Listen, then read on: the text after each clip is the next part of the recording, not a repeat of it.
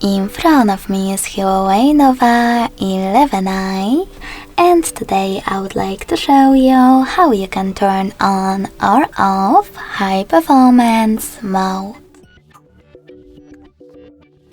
You need to begin by opening settings.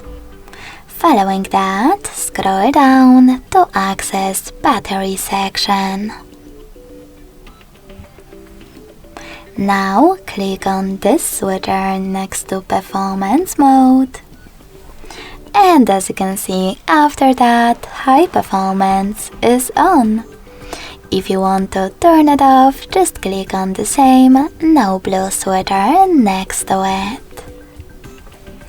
Thanks so much for watching. If you enjoyed this video, smash that like button, comment and subscribe.